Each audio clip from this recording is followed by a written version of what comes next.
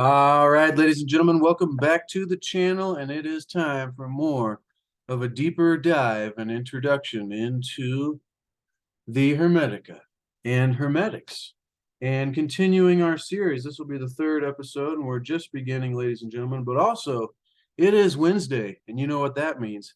Wednesday wisdom, ladies and gentlemen. So, like I just said, we're diving deeper into the Hermetica, the lost wisdom of the Pharaohs. And ladies and gentlemen, this is a deep subject. And so I hope you got yourself a nice warm cup of tea or your beverage of choice, and you're comfy and you're ready.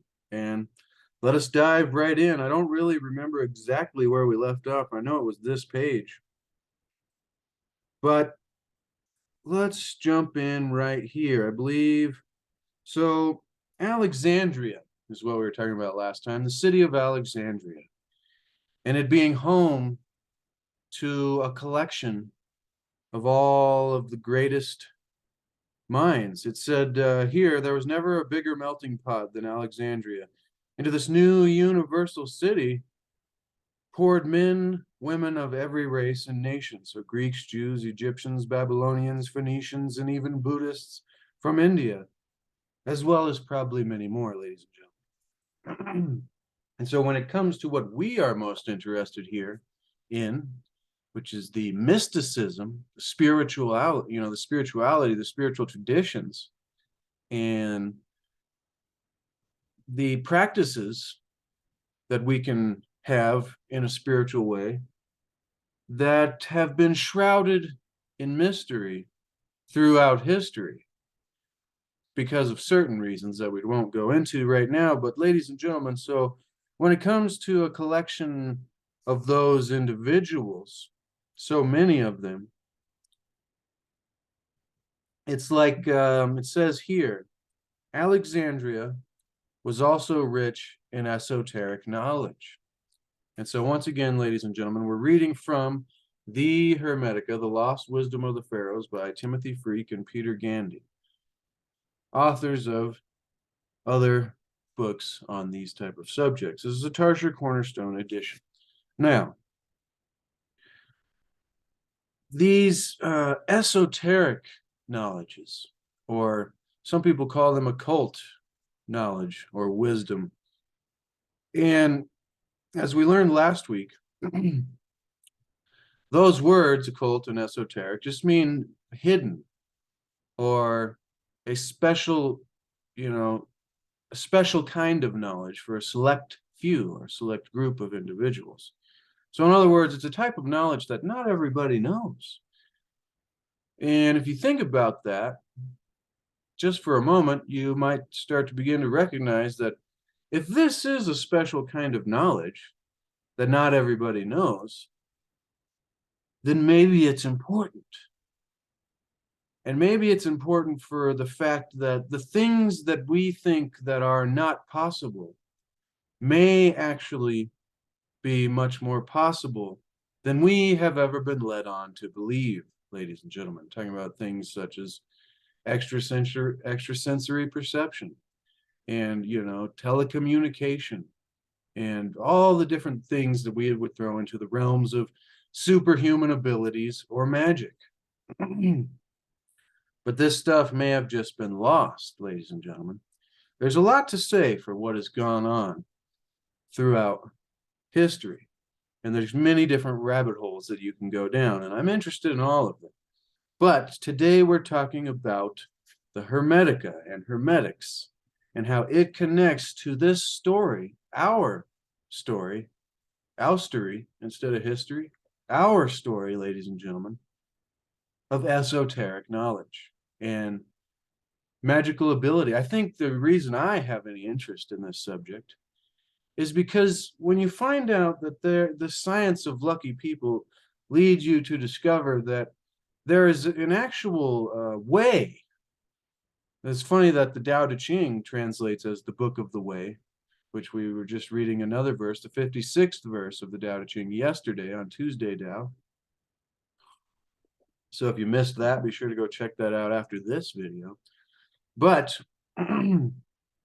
translates to the book of the great way. And so it seems to be that there's this way that you can go about living your life through, certain ways of thinking, certain ways of behaving, certain ways of literally living your life.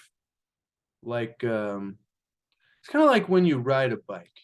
If you're going to ride a bike, there's a certain way you have to go about doing it. And you can ride a bike sloppily or really terribly, being wiggling all over the place, almost falling over all the time, or you can ride a bike like an expert going 60 miles an hour down a mountain around curves and jumps and all kinds of stuff, ladies and gentlemen. And so this, what I'm speaking of, is a metaphor for the different ways that we can ride our life or we can live our life.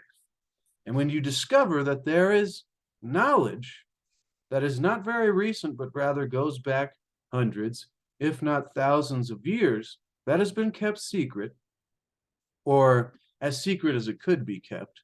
I mean, it's there to find for those who are seeking it.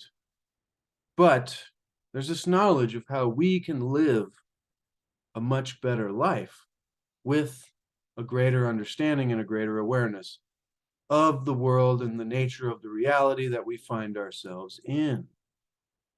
And so, let's dive back into what is being said here in The Lost Wisdom of the Pharaohs, the Hermetica. Alexandria was also rich in esoteric knowledge. Pythagoreanism, Chaldean oracles, Greek myths, Platonic and Stoic philosophy, Judaism, Christianity, and the Greek mystery schools, Zoroastrianism, astrology, alchemy, ladies and gentlemen, Buddhism, and of course, ancient Egyptian religion. Now, here's the key. We're all practiced together, studied, compared, and discussed. Now, that just blows my mind. I mean, I think we read this sentence last week, but it's an important point to point to, because that long ramble that I just went on a few moments ago before reading that sentence was getting to the idea that the reason that I'm fascinated with this is because there is an ability, there is a power, there is a knowledge, and there is an art that is available to anyone, maybe. But we so often don't even get close to accessing it. I think some of us do in very small moments by accident. Those kind of miracle moments where you're like, I don't know how I knew to do what I did, but I did it. And, it saved my life, or it did something really wild. And so these kind of moments, but there is this ability, ladies and gentlemen, that has been lost throughout the centuries that I am trying to discover and figure out. Because, put simply, I mean, this channel is all about me being able to say things that might help the listeners and myself and whoever this impacts, that can help increase the quality of our lives. Because all of us, have struggles and things, have hard times. And so I want to increase the quality of our daily, day-to-day moments.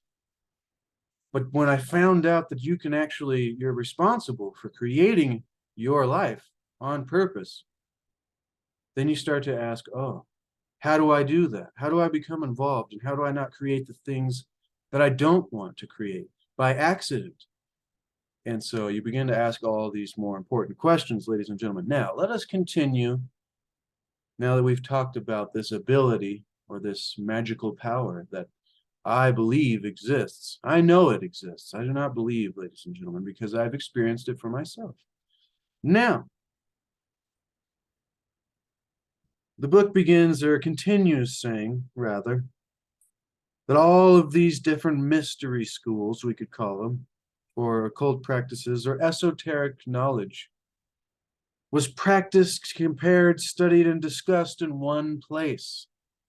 And so we must have been very enlightened, those of us that were involved. The Golden Age, ladies and gentlemen, which is what we're talking about here. Hopefully you heard of and understand the Yuga cycles, which talks about a 24,000, or well, probably more like 25,110 or some kind of, it's never a perfect set, but just to make it seem simple, because we live on a 24-hour day, you have a 24,000 year circle where the majority of the top half is a golden age, split perfectly in half by the top. And then after the golden age, you have the middle of each side of the ring being the silver age, and then you have a smaller bronze age and an even smaller dark age on the bottom, which is also split in half by the center. And so, according to ancient Vedic traditions, I believe it be, and feel free to correct me on any of this stuff in the comments below. I'm just a seeker and a learner like you, ladies and gentlemen, so I do not claim to be a master of any of these subjects. It's just important to continue learning. So, from these ancient Vedic traditions, I believe, they say that we are now coming out of the dark age on the bottom. It's actually coming this way from your perspective. I'm mirrored here, and so we're heading back into the bronze and the silver and then to the golden age. And none of these refer to, oh, the bronze age, like now we can make bronze metal. Or the dark age, like, we're living in caves or something, even though that might be part of it during some kind of great cataclysmic reset. But that's a different subject too, ladies and gentlemen. As you can see, it's all tied together, which is why I love hermetics. It really ties in a lot of these great subjects that I'm sure we all have heard about and love to study and ponder on, because they are the great mysteries. Atlantis, ladies and gentlemen, may have been the last golden age. And, the fall of Atlantis going into, but it's hard to tell. It's hard to tell. Time frames are weird. And so I hope you get what I'm describing there as the golden age and the dark age and the cycle that we go through. And it's up for debate on the amount of years, or how long you think it takes and where we are. And that's all up for debate and research, which is what makes science and discovery so great, that we're continuing to push the boundaries and ask new questions, ladies and gentlemen. Ask questions and question answers. Now, sorry, I love to ramble on this subject. I hope you're getting value. We're talking about the Greeks, Jews, Egyptians, Babylonians, all these wild, esoteric, and spiritual, mystical traditions, creating the golden age of Alexandria. And so, quote, the golden age of Alexandria came to an end with the birth of the intolerant Christian Holy Roman Empire. And so, the Christians weren't always the evilest dudes, or those trying to control the rest. There was a time where it said here, they were studying together Platonic and Stoic philosophy, Judaism, and Greek mystery schools, as well as ancient Egyptian astrology, alchemy, and religion, right alongside Christianity.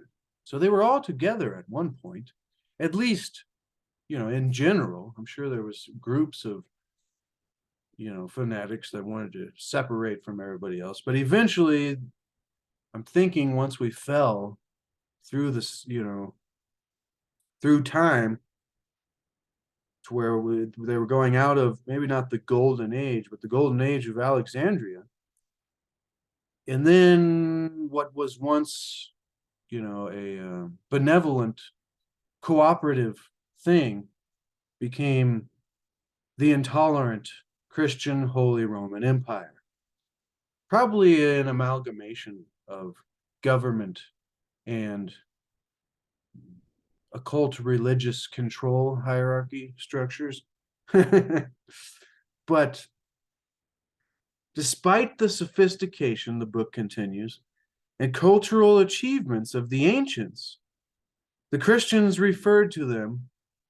So when it says them, We're talking about all these great mystical minds and spiritual ideas and traditions that were discussed and compared and practiced and studied. You know, the Greek and the Stoic and the Platonic, Pythagorism, and even this, Hermetics, and the ancient Egyptians, the lost wisdom, ladies and gentlemen, of the magical world, the old world. The Christians refer to them, all of those people, dismissively as pagans. Like when you hear that normally, like if somebody were just to say, oh yeah, the Christians back in the day with the Roman Empire, they had to, they were referring to people as pagans. You just go, huh, yeah. But you don't really think about it like that. You don't really think about it like, oh, were referring to all the greatest mystical spiritual traditions of the world as pagans, which, once again, ladies and gentlemen, pagans means country dwellers. And this is where we left off last week. So I hope that 20-minute introduction, but this is an introduction to a very deep topic, ladies and gentlemen. So it's going to take some time for us to open our minds and do some deep thinking to get where we want to go, because the lost mysteries of the great wisdom of history, ladies and gentlemen, is not easily obtained. So, continuing here where we left off on last week's episode of an introduction to the history of the Hermetica. Now, in 1415 CE, Common Era, Hypatia. Now, this is where it gets, yikes, ladies and gentlemen. So, this is where it goes past PG-13, unfortunately.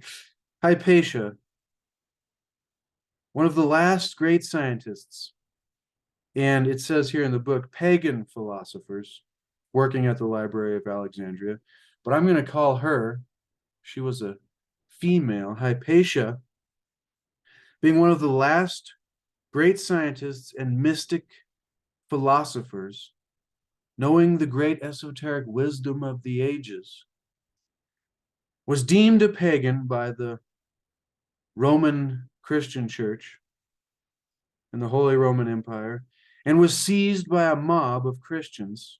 Now you can imagine how the descent of the consciousness of that mob of people, how they, how they must have been convinced and indoctrinated and seduced into believing so much in their way that the idea of studying and comparing and discussing all great wisdom of spirituality and mystical knowledge and understanding of the universe. No, what we're going to do is we're going to become a mob and then begin seizing the last great scientists and philosophers in the streets. And once again, warning here for those who are too lighthearted, but they removed her flesh with scallop shells and burnt her remains, ladies and gentlemen. That's disgusting. What would drive human beings to such inhuman acts? To go so low, to be so, I don't know, it's like you would have to be totally out of your mind, totally under a spell, might you say, under control, being manipulated, or, being controlled. What kind of darkness, like, as you can see here, and these are just common studies in history, ladies and gentlemen. I heard that bit there about Hypatia in Alexandria, and I heard it, a few years ago, and I remember writing it down because it was just so shocking to me that she was this great mystical philosopher, female wise teacher, which for so long throughout our history, that's been even pushed down. And they seized her and did just such horrendous things. It makes you wonder what kind of magical control abilities and the ability to get mobs of people to do inhuman acts. What kind of power that this Christian Holy Roman Empire had, and why they decided to use it the way they did. Why did they want to destroy the knowledge of, what was described here in this chapter as the men and women of every race and nation in the universal city? Does it make any sense? And the only sense it makes is they had a plan to where that wasn't going to be good, ladies and gentlemen. We can't have people becoming enlightened, because if they become enlightened, then we're screwed and we have no control over anything, and then everybody's going to have the knowledge. It's like, this is where it gets you passionate about the truth, ladies and gentlemen, because when you find out how horrendous those who have pushed it down have been, because I'm thinking here, that mob of people that did that to Hypatia, just thinking of her as, less than human for some reason, that mob of people, I don't think was, acting under their own volition, even though they may have thought they have been.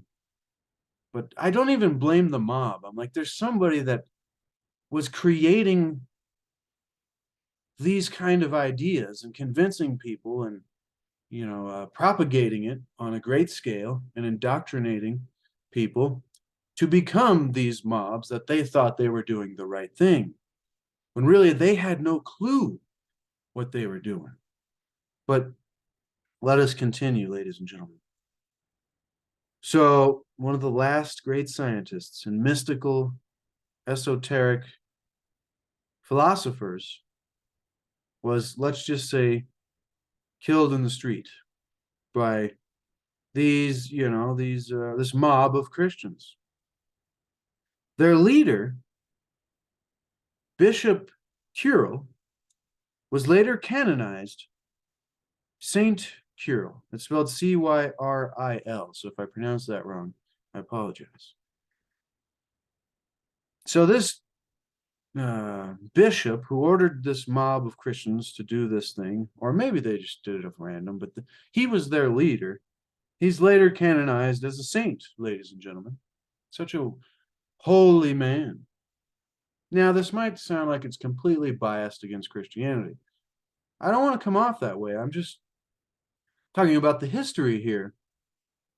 And because I personally come from a Christian background, and I think that, just like it said earlier in this paragraph, which we've read multiple times, but it's the most important point here, is that alongside Platonic and Stoic and Pythagoreanism and Hermetics and Chaldean oracles and Zoroastrianism and the ancient Egyptian mystics and mystery schools, along with the Greeks, was Christianity.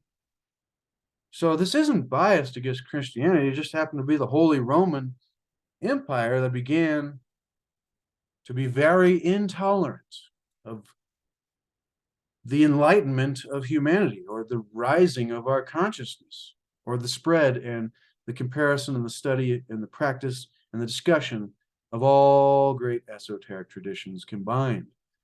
It had to be separated. And this reminds me of the Tower of the Babel story, ladies and gentlemen, where we were all together at one time. And, one language is what the story is really about. But I think it was like all of our sciences and all of our ideas and, these esoteric traditions were brought together and discussed and compared and not separated, so that knowledge was able to expand much more rapidly for the whole collective. And I think we didn't even need a language back then. I think once, the fall happened or whatever, once the language was split and we were confounded by God. And when you really look at that story, God was like, oh no, they're getting too good. And so you ask yourself, what God are we talking about here? But that's a different discussion, ladies and gentlemen. And so let us continue.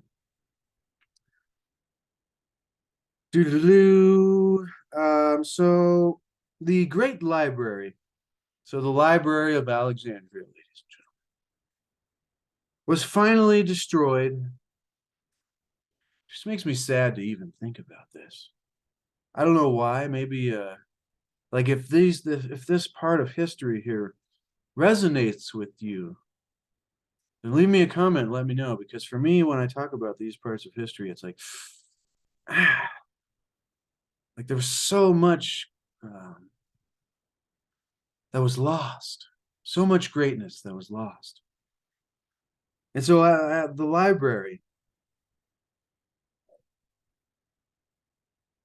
the great library, ladies and gentlemen, was finally destroyed as so much pagan superstition and this wealth of knowledge was scattered to the four winds. I love that sentence.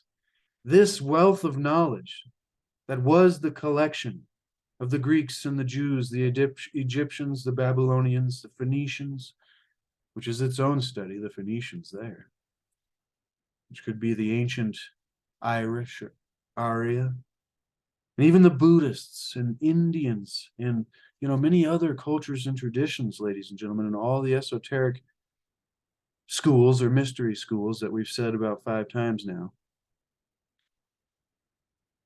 It all was scattered across the world to the four winds, ladies and gentlemen. So going east, going north, west, and south, and every other possible direction to escape and keep this knowledge alive for the sake of humanity, for the sake of the future humans, that one day there will come a time. Oh man, see, and this, ladies and gentlemen, goes right to what this book began with, which was the last words of thrice great Hermes, who is the reason for the existence of the Hermetica. He said this, ladies and gentlemen: wise words, although written by my decaying hand, remain imperishable, scattered to the four winds, ladies and gentlemen, trying to escape the Holy Roman destruction. That is just a part of time, apparently. There are these cycles, and thrice great Hermes knew it. And he said, imbued with the medicine of immortality, this knowledge, all of these great traditions that were being compared and practiced and discussed in Alexandria and in Athens and many cities back in the day. It says, be unseen and undiscovered by all those who will come and go, or all those who will wish to destroy it even more. I add that. But he says here, be hidden. And I think he's talking about this knowledge, this wisdom. That isn't just a book. It is a greater knowledge that is within each of us and is part of reality that we can access. But it also can be hidden and destroyed and taken away so that we can't access it. And so thrice great Hermes says, be hidden this knowledge. I add this knowledge. Quote, until an older heaven births human beings who are worthy of your wisdom. Boom, ladies and gentlemen. So that goes back to us here and now, or those who have kept this knowledge alive throughout the centuries. Thank you so much, whoever did. Imagine if it was lost, where we would be now, ladies and gentlemen. Although some would argue that we'd be right where we are. That's also a debatable position. We have opportunities, ladies and gentlemen, but to finish up this episode and this segment of an introduction into the history of Hermetics in Alexandria, the Library of Alexandria. Unfortunately, once again, the Great Library was finally destroyed. There's just so much pagan superstition. Superstition, this was the knowledge. I've already said it 4 times, but this was the knowledge and spiritual, mystical wisdom of every race and nation, both men and women. Oh, yeah, just pagan superstition, guys. Let's destroy the library. We can't have this beautiful architecture remaining with all the wisdom it has inside. But before we destroy it, let's take certain collections that we really need to keep for later so that we can reference it and use it. But then, ladies and gentlemen, see, I'm just rambling here. Back to what the book says here. Quote, this wealth of knowledge was scattered to the 4 winds. The Christian Roman Emperor Theodosius, hopefully I said that right, Theodosius, closed pagan temples. In other words, mystical, ancient, esoteric wisdom colleges, you know. He closed these temples across the entire empire, which wasn't a small place at that time, ladies and gentlemen, and began the previously unknown phenomenon that we all know too well now, ladies and gentlemen, especially the digital version of what is known as book burning. Began the previously unknown phenomenon of book burning. So get rid of the knowledge, destroy it for good, close the temples, and then reopen them in our own image so that you can take in our indoctrination that wants to squash down all the wisdom traditions of the world. But that would make sense if you understand, ladies and gentlemen, that there is a select few that had a plan, 100-year plans to create a system that benefited those that kept the knowledge to themselves, rather than a 100-year plan to create a system that benefited, everybody. But that, this utopian idea of becoming back to Atlantis by spreading the lost knowledge that has been hidden for so long, like unlock the libraries underneath the Vatican, where a lot of this wisdom probably is. But, that might even be dangerous, ladies and gentlemen, because it is always taught with great power.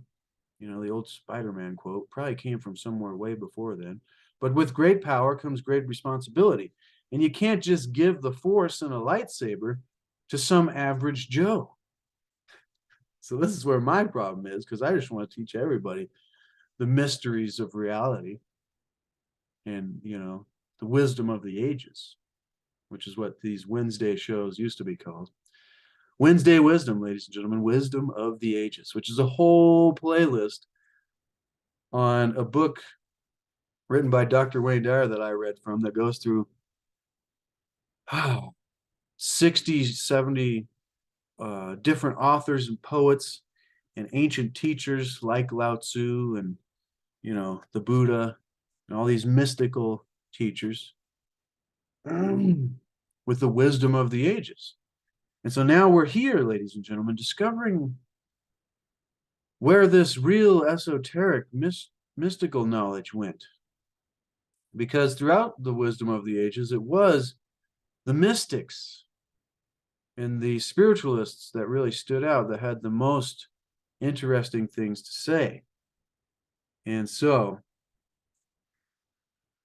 back to what the book was saying here in our final little bit about the unfortunate destruction of the Library of Alexandria and the loss of Hypatia in such a terrible fashion.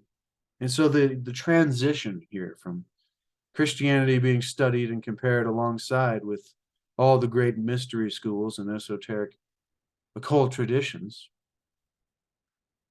how that fell into the destruction, the book burnings, the scattering of the great knowledge to the 4 winds, and the closing of all the great temples and, knowledge centers, wisdom centers. And so finally it says, quote, for the West, The 5th century, after everything we just talked about that happened, ushered in a 1,000-year period, approximately, known as the Dark Ages. 1,000 years, approximately, ladies and gentlemen, known as the Dark Ages. So after the golden age of Alexandria came to an end, with the birth of the intolerant religion that wasn't willing to work and cooperate alongside like we had in the past for the enlightenment of humanity, began, it took the golden age of Alexandria and began the Dark Age. And what we now know as the Dark Ages in the 5th century. Boom, ladies and gentlemen. That's quite a story.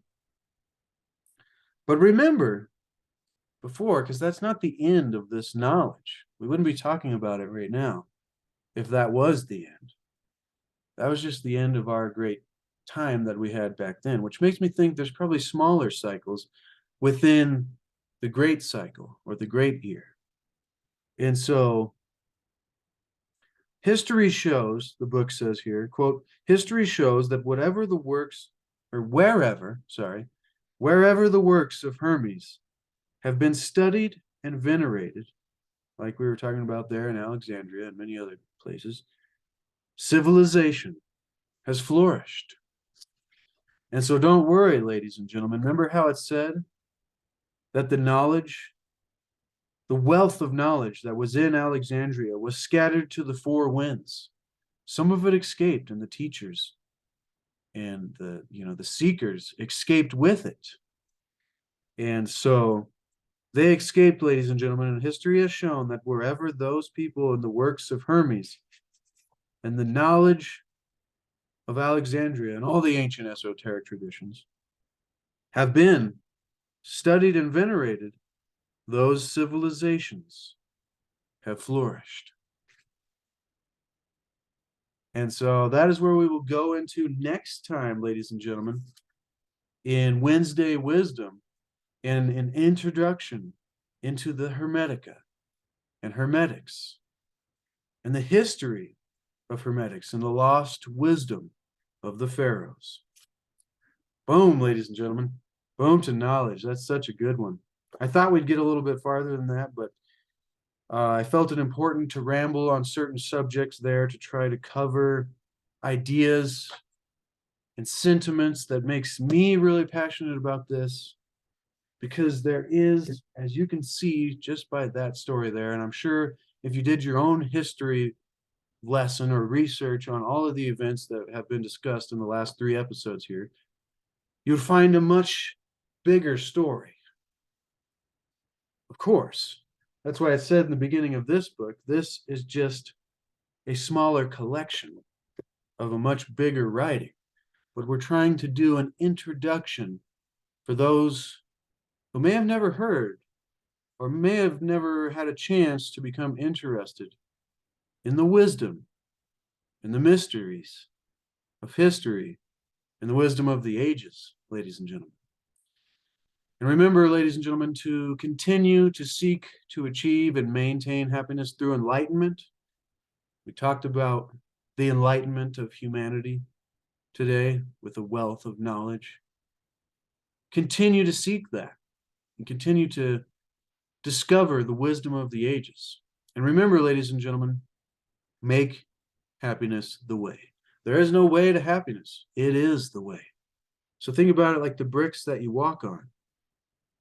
You want to make happiness, you need to bring it to life. You can complain about the cracks in the bricks, or you can enjoy the beauty of the flower growing up through the crack. It's one or the other, ladies and gentlemen. And if we can begin to make happiness the way, then what we've been telling ourselves, oh, I'll be happy when I get there. Or, I'll be able to manifest when I'm finally this kind of person. But when we can begin to love ourselves where we are and bring happiness to the moment, then all of that becomes irrelevant in the entire journey. It is wonderful, ladies and gentlemen. Thank you so much for being here. I love and appreciate all of you. And be sure to expand the description below the video. Get yourself a landscape painting from my Etsy shop. I'm telling you, you're going to love it when you get one. I actually have to go ship one out right now, ladies and gentlemen.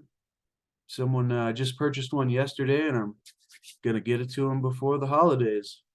And so be sure to check that out. And also, there's a link to the book in the description as well. So get that for yourself to put it on your shelf for reference when you are ready to discover the wisdom of the ages and the mysteries of history.